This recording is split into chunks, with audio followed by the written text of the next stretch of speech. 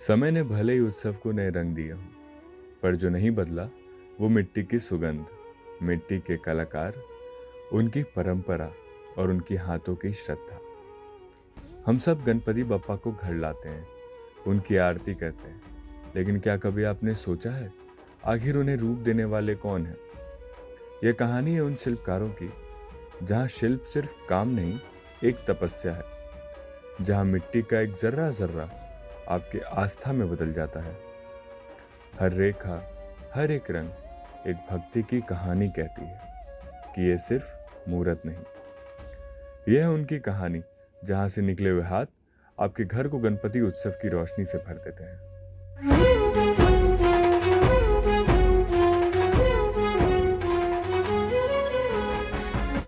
मेरा आपसे पहला सवाल होगा कि बप्पा की मूर्तियाँ आप कितने सालों से बना रहे हैं? देखो, मैं तो जब से पैदा हुआ, जब से मूर्तें देखी है मैं अपने फादर साहब से बनाने सीखी थी। मुझे तकरीबन 23 साल मेरी उम्र है, 23 साल से मूर्तें बना रहे हैं और मेरे पापा भी काफ़ी टाइम से बना रहे हैं। तो 23 साल तो मुझे हो गए देखते हुए, मूर्ति बनाते हुए। बप्पा की एक मूर्ति को बनाने में अमूमन कितना वक्त लगता है और कितना खर्चा आता है उसको? मिनिमम अगर 2 फीट की हम मूर्ति बनाते हैं ना, तो कम से कम भी 2-3 घंटे तो जाते हैं हमारे।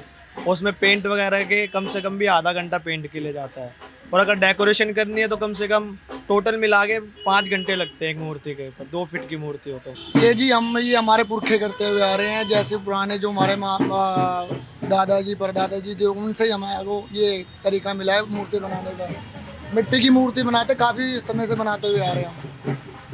मूर्तियों में रंगों का चुनाव बहुत अहम माना जाता है और बप्पा की मूर्ति तो होती भी इतनी सुंदर है, तो सटीक रंगों का चुनाव आप कैसे करते हैं? सटीक रंगों का जो हमारा ये जो कलाकारी है, ये हुनर ही दे रखा है, तो हम ये कलाकारी डालते हैं।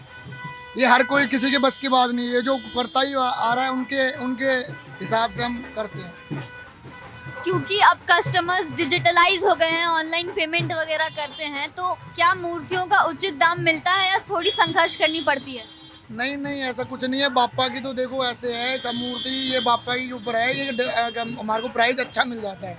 ऐसे नहीं है। जैसे सबसे बड़ी इसकी पूजा बॉम्बे और महाराष्ट्र में मानी जाती है।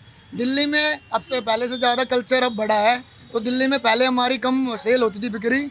अब क्रेज़ जैसे ये इंस्टाग्राम पे, यूट्यूब पे जैसे जैसे हो रहा है, उसी हिसाब से हमारी मूर्ति काफ़ी सेल होती है। मतलब करना पड़ता है थोड़ा, तो ग्राहक बार्गेनिंग बहुत करते हैं, पूरे दाम नहीं देते हैं। हमारी मेहनत के भी पैसे वो कहते हैं कि मिट्टी की तो है, मिट्टी में बनाने में कितनी मेहनत है। हमें देखो ना, 2-2, 3-3 महीने पहले सजाते हैं, सजा के उसको डेकोरेशन करते हैं, कपड़े पहनाते हैं, उनको अच्छी तरह सजाते हैं, जैसे कस्टमर बोलते हैं वैसे सजा के देते हैं। कच्ची मिट्टी की घर में विसर्जन वाली मूर्तियाँ बनाते हैं हम। गणपति बाप्पा की हम सोचते हैं अपनी अपनी पूजा पे जाए, ये बहुत शुभ त्योहार होता है। शिल्पकारों की कहानी, शिल्पकारों की जुबानी। तो ये थी सीता जी, जिन्होंने अपना संघर्ष हमारे साथ साझा किया। गणपति बप्पा के इसी आशीर्वाद और मुस्कान के साथ मैं सन्निधि और पूरी उन्मेष की टीम के साथ लेती हूँ आप सबसे इजाजत। तब तक स्वस्थ रहिए, त्योहारों का आनंद उठाइए और मजे करिए। हर छेनी की चोट, हर रंग की छटा और हर आभूषण की चमक, सब मिलकर एक ही संदेश देते हैं कि यह सिर्फ मूर्त नहीं, आस्था की सबसे सुंदर झलक है।